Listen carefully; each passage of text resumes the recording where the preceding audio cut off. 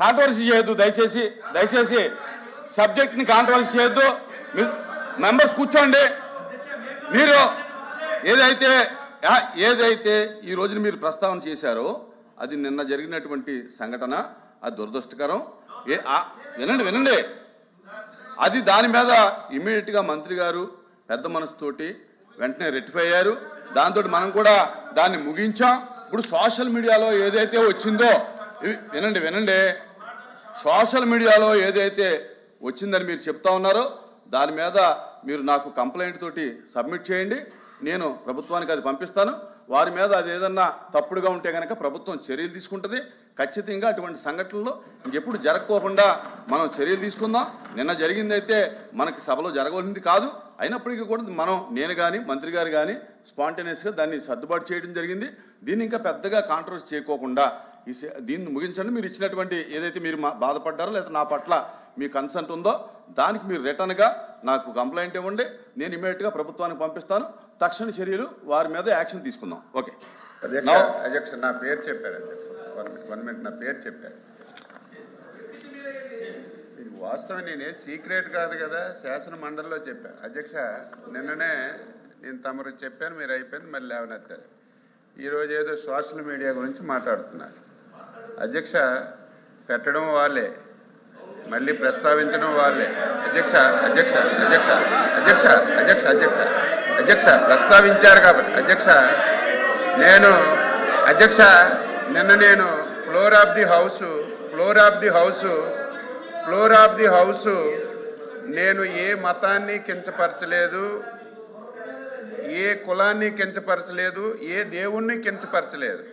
ఎవరి అభిప్రాయాలు ఉంటాయి. కానీ నేను వెంకటేశ్వర స్వామిని భక్తుణ్ణి, నా వెంకటేశ్వర స్వామికి అపవిత్రం జరుగుతుందని సందర్భంలో నేను మాట్లాడన్నాను. అది అయిపోయాను. ఇంకోటి అధ్యక్ష, అదే మాట మీ అధ్యక్షుడికి కూడా అన్నాను. నేను మీరు 100% క్రిస్టియను, అవునా కాదా మీరు ఆన్సర్ చెయ్యండి అని చెప్పారు అధ్యక్ష. 24 గంటలైంది.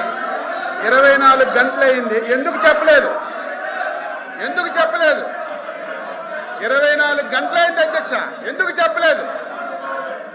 నేనని 24 గంటలైంది. క్రిస్టియన్ కాకపోతే ఎందుకు చెప్పలేదు? నేను ఆ రోజు ఈ రోజు చెప్తున్నాను. కూర్చోండి. ఈ రాష్ట్రానికి ఎంతో మంది ముఖ్యమంత్రులు పరిపాలన చేశారు. బ్రిటిష్ వాళ్ళు కూడా పరిపాలన చేశారు. ఎప్పుడూ తిరుమల దేవస్థానం పవిత్రత ఎప్పుడు దెబ్బ పడలేదు. ఎప్పుడూ ఇంత అన్యాయంగా జరగలేదు. కావాలని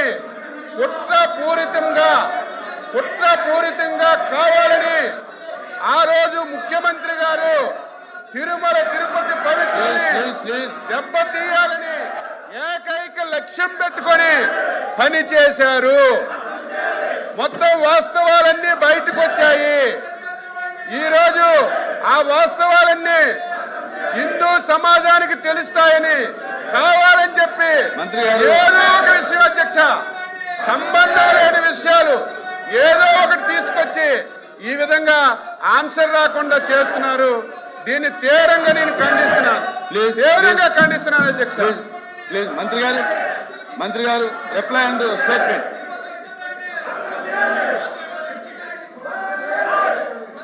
అధ్యక్ష, శ్రీవారి లడ్డూ ప్రసాదానికి సంబంధించిన అంశం కోట్లాది భక్తుల విశ్వాసంతో ముడిపడి ఉన్న అత్యంత పవిత్రమైన మరియు సున్నితమైన విషయం. ఈ సందర్భంలో శ్రీవారి లడ్డూ చారిత్రక నేపథ్యం, పరిపాలనా పరిణామాలు, లడ్డూపై తలెత్తిన వివాదం, విచారణ స్థితి